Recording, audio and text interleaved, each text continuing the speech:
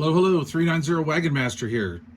Today in this video, I'm going to do a 6-month follow-up report on the President George FCC AM, FM, upper lower sideband mobile CB radio. So I've had this since the first week of January, and I do use this radio quite frequently.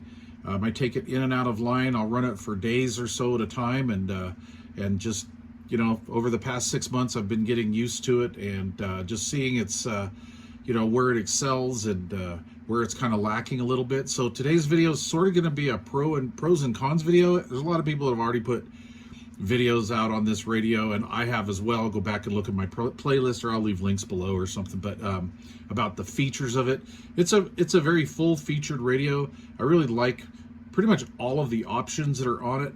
It does, you know, look like a 980 or something like that, like the Uniden 980, Bearcat 980, but it is not that radio inside. The internals are completely different. Now, this radio sells for much higher cost than the Bearcats, and actually, you know, there's a lot of Chinese radios out there on the market that are highly modifiable that come in quite a few dollars less than this rig. So, you know, this is not exactly the greatest value in a way. And what I mean by that is a lot of the off-brand Chinese rigs just don't have the quality components, the quality knobs. And I'm not talking about the outer plastic knobs. I'm talking about the encoder and just the quality of the parts that are actually in it, knobs, switches, etc., etc. So President has a name and a reputation that they need to keep up. They're a global manufacturer, so they can source better parts. Yes, this radio is a Chinese radio, as with a lot of them nowadays, but this is on the upper end of that scale, in my opinion. And that being said, let's talk about what you're going to get for the price that you pay on this. Now, I would quote a price, but they fluctuate so much right now. I'm just going to tell you this is more expensive than a lot of the radios out on the market. So we have volume, squelch, of course, a 6-pin mic jack, which I prefer over those little RJ45 type jacks.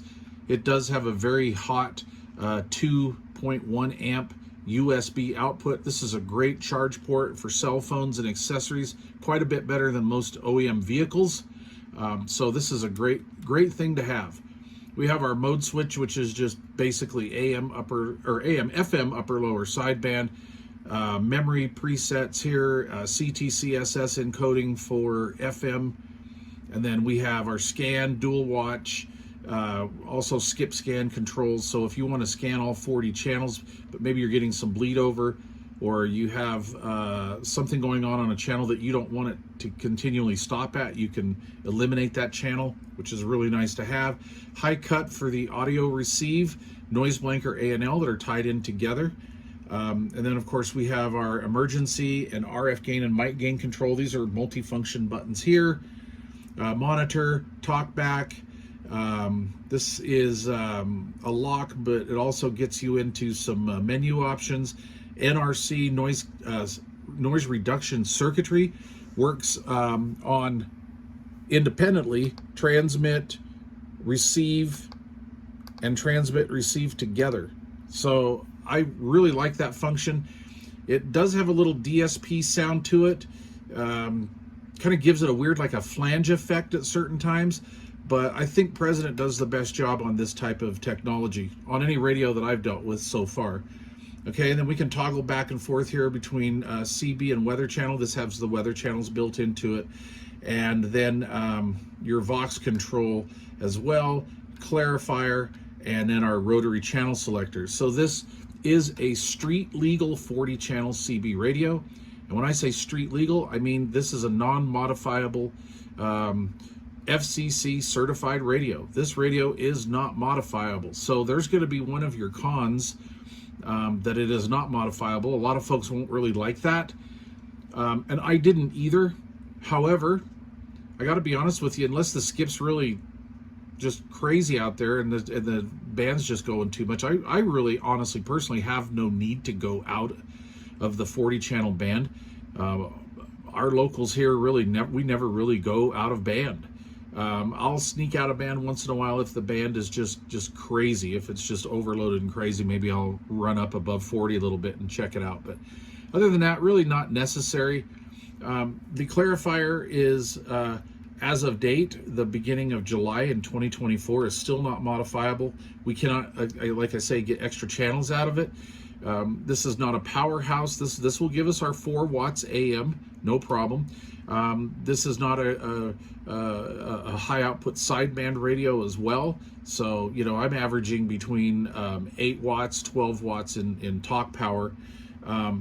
So anyway, it's just a fully featured radio that is not modifiable. And I don't really have a problem with that, just because it makes up for that in the operation of it. The clarifier is not touchy. You have a lot of room here to vary on the clarifier, so that's really nice. It's just been a decent radio. Another con that I have with this, so I'm kind of throwing this pros and cons thing here. I'm just throwing out the cons, I guess, individually. But I'm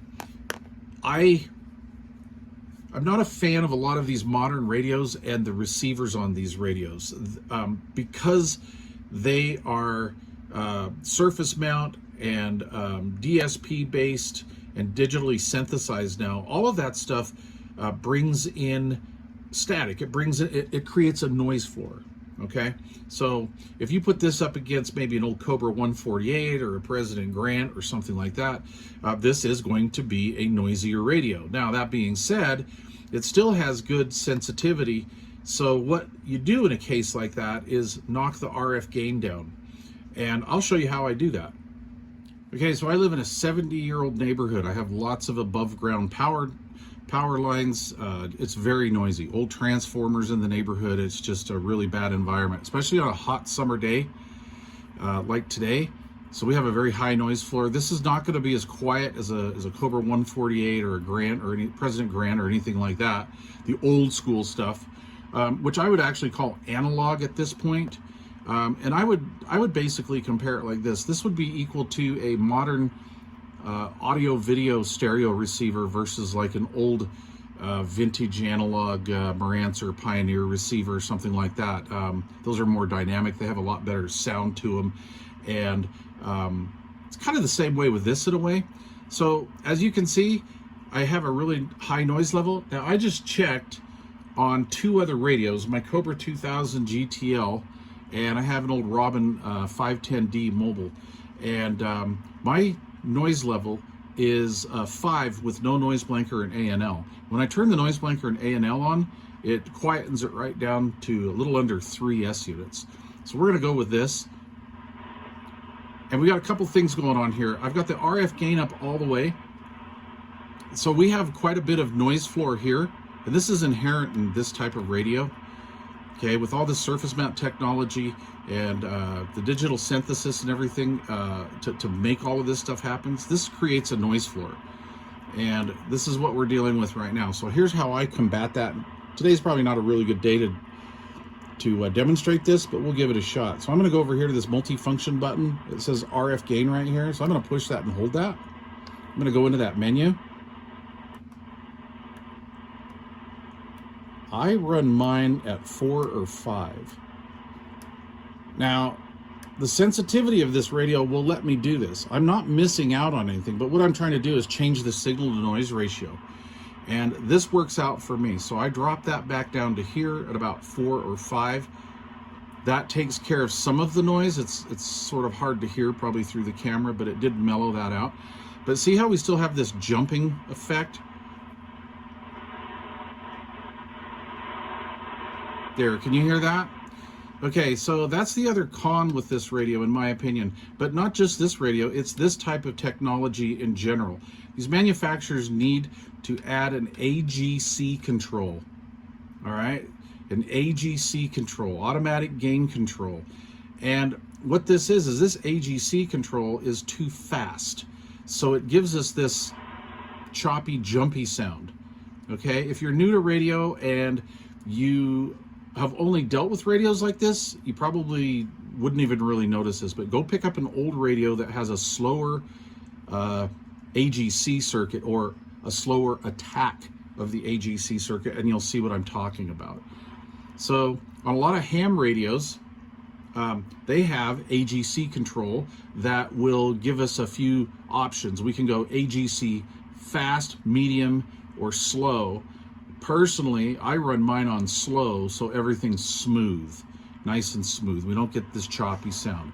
It would be really nice if we could have an AGC control. So President, if you can hear me, I'm sure you can embed in your menus here, I'm sure you could embed an AGC option. On this one, we have tone control. We could turn it up like that, but you still hear the chop. That kind of mellows the effect, but you still have the choppy AGC. But we don't have any of that in here, and that would be really nice if we did. Now the NRC portion of it can take care of it to an extent. Now let's get out of here. There we go.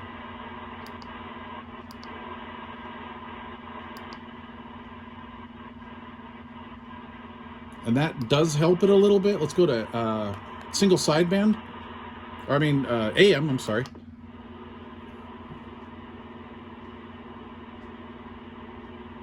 Yeah, it's not too bad on AM. Let's bring that RF gain back up.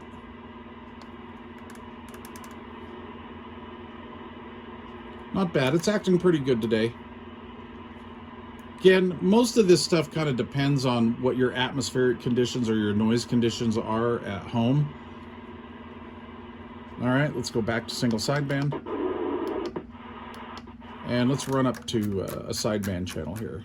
Oh, I went right past it, didn't I? What am I doing here? See how that sounds? And I just think we need an AGC control. All right, so this is not a powerhouse radio. This will give you your 3, 4, 5 watts, well, almost 5, on AM and FM all day long. It doesn't develop any heat as far as the final output section goes. The voltage regulator section in here gives us some heat, but that's to be accepted or expected because it has a lot to deal with here in this front panel assembly. It's not a dual final radio, so like I say, we're not getting a lot of RF output. This thing averages around 8 or 10 watts average talk power on single sideband. PEP numbers are just a couple watts higher, but not really a big deal. This would be a great radio to put in front of a little amplifier or a big amplifier, either way. And that's kind of the way I look at it. If you want a powerhouse, a lot of RF output, then I would just suggest getting an amplifier and let the radio do its job. Let the radio produce a nice clean signal, and that's what this radio does. This is a clean radio. I get lots and lots of unsolicited audio reports from this radio. I have paired this up with the Digimic. I find in my dealings with this radio over all these months, the Digimic is the way to go. It gives me the cleanest, clearest transmit audio that you could possibly get. It's not like a powerhouse like a Galaxy radio or anything like that, but it's also not dirty like a Galaxy radio. And I'm not picking on them, okay, because I have that stuff too. But this is a very nice, clean sounding radio in transmit mode. The clarifier, I really like that. And quite honestly, I mean, I don't really even nudge that clarifier. This has a pretty wide bandpass on it, and I really don't have to sit and fidget with the clarifier very much like some radios you do. And if you do, you don't get thrown all off and out of whack by just moving it a little bit to the left or right. So anyway, overall, 6 months into using this radio, I like this radio. I like to use it when I don't have a lot of power line noise, like maybe during a rainstorm or a snowstorm or at nighttime when everything's calmed down. And again, that's just kind of the way a lot of these new radios are. It has a great sounding transmitter section, just unbelievable. And of course, we have all the new modes and all of that kind of stuff. So anyway, there it is. Stay tuned. Maybe in 6 months from now, we'll do a 1-year update. In testing of this radio, I have tried every which way other than literally just shorting it out shorting out the antenna and or hooking this thing up to power backwards, which I believe it will take. I I've tried my best to just damage the radio and just to put it through and see what I can do. I transmit with this thing into really high SWRs, you know, between like 2.5 to 3 SWR, just to see if I can get this thing to knock out. And it's been doing pretty good. It's really doing good. I would never suggest you guys doing that, right? But anyway, that's my take on the President George FCC. I know a lot of people are going to comment about the European model that you can modify, but we're not talking about that. It's a totally different animal. We're talking about the U.S. street legal FCC certified version. So if you're all looking for a nice little radio to have that's just very simple to operate, it just kind of a set it and forget it type radio, then I would recommend taking a look at the George FCC. Not a bad rig whatsoever. There's some signals way out there. Like I say, I have a lot of noise today, and so I'm glad I have it, because I wanted to show you guys like a worst case scenario. This is a worst case scenario. Okay, thanks for watching. Please leave questions or comments down below.